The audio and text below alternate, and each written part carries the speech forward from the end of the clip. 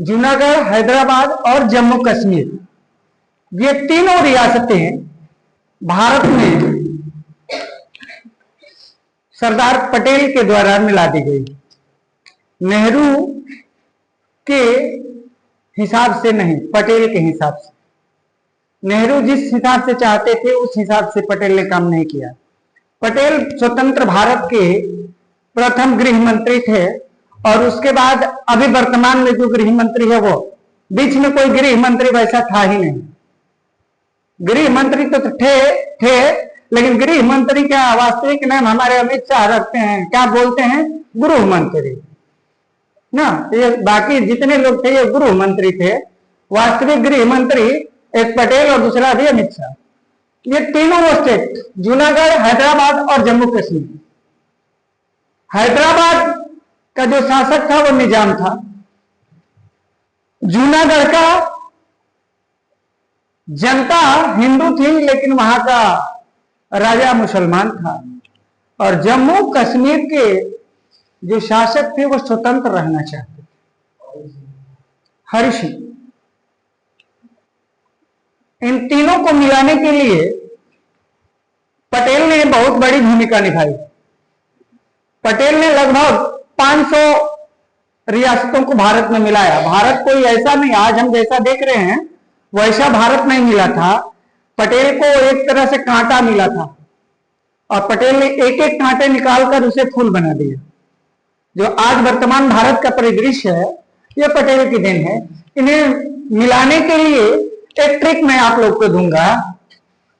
जनमत जूना, जनमत जूना, police Hydra, police Hydra और विलय कश्मीर, विलय कश्मीर। इस ट्रिक को आप लोग याद रखेंगे। जूनागढ़ को जनमत संग्रह के द्वारा भारत में मिलाया गया। हैदराबाद को पुलिस कार्रवाई करनी पड़ी क्योंकि वहां का जो निजाम था वो भारत सरकार को बार बार चुनौती दे रहा था। पटेल ने अनुनय विनय करने का प्रयास किया। पटेल ने अनुनय विनय करने का प्रयास किया, मनाने का प्रयास किया, लेकिन वो बार बार कहता था हम पाकिस्तान में मिल जाएंगे। भारत में रहते हुए पाकिस्तान का हिस्सा बनना चाहता था। पटेल ने सब कुछ करने के बाद भी देखा नहीं। पटेल ने प्रधानमंत्री को नजरबंद किया, आवास में ही नजरबंद किया क्योंकि नेहरू पुलिस कार्रवाई नहीं चाहते थे। और पटेल ने सिर्फ ट्रक, खाली ट्रक भेजा हैदराबाद। क्या भेजा? खाली ट्रक। और एक ऑपरेशन चलाया जिसका नाम था पोलो, ऑपरेशन पोलो। इतने ट्रक खड़ा कराए और सभा में वो खड़ा होकर बोले कि देख लो, हर आदमी के पीछे मेरा एक सिपाही खड़ा है, हर आदमी के पीछे मेरा एक सिपाही खड़ा है। क्योंकि निजाम ने धमकी दिया था कि एक भी हिंदू जिंदा नहीं बचेगा, सारे हिंदुओं को काट देंगे।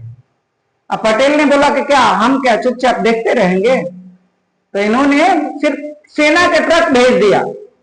सेना नहीं, क्या सेना का खाली ट्रक भेजा और सभा में खड़ा होकर ऐलान कर दिया कि हर आदमी के पीछे मेरा आदमी खड़ा है। इतना कहना और हैदराबाद का निजाम शरणागत हुआ, तुरंत साइन कर दिया। पुलिस कार्रवाई के बल पे हैदराबाद को भारत में मिलाया गया। और उसके बाद जम्मू कश्मीर पर पाकिस्तान ने हमला किया कबीला के भेष में। पाकिस्तान चाहता था भारत उसे मदद करे। नेहरू को कश्मीर के राजा हरि सिंह चाहते थे कि हमारा मदद करे भारत। उन्होंने चिट्ठी लिखा नेहरू को। नेहरू मदद करने के लिए सेना भेजना चाहा, पटेल ने मना कर दिया। नहीं, पहले विलय पत्र पर साइन कराओ कि मैं भारत में विलय चाहता हूं। 2 दिन इन बातों में लग गई, 2 से 3 दिन वो हाँ ना के चक्कर में रहा हरि सिंह। वो चाहते थे कि स्वतंत्र भारत और पाकिस्तान के बीच में हम स्वतंत्र देश रहेंगे, जैसे नेपाल है, भूटान है, वैसे। लेकिन पटेल ने कहा कि एकदम फौज नहीं जाएगी, जो होना है होने दो, पहले विलय पत्र पर साइन करो, उसके बाद। अंत में हरि सिंह ने विलय पत्र पर साइन किया और फिर भारतीय सेना वहां पहुंची और जम्मू कश्मीर में घुसपैठियों को मारकर भगाया और जम्मू कश्मीर को भारत में मिला दिया गया। सबसे अंत में जो भारत में शामिल होने वाला राज्य है उसका नाम है गोवा, जिसे हम लोग भारत का विदेश कहते हैं।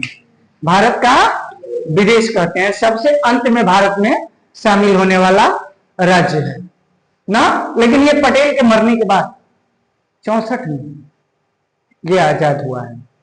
सबसे लास्ट में आजादी किस राज्य को मिला है? गोवा को मिला है ना। भारत में सिर्फ अंग्रेज ही नहीं थे, अलग अलग जगहों पर अलग अलग लोगों ने शासन किया। कहीं डच थे, कहीं फ्रांसीस थे, कहीं अंग्रेज थे, कहीं पुर्तगाली थे। गोवा पर किसका कब्जा था? पुर्तगालियों का कब्जा था। इस तरह भारत का आज का स्वरूप हम देखते हैं।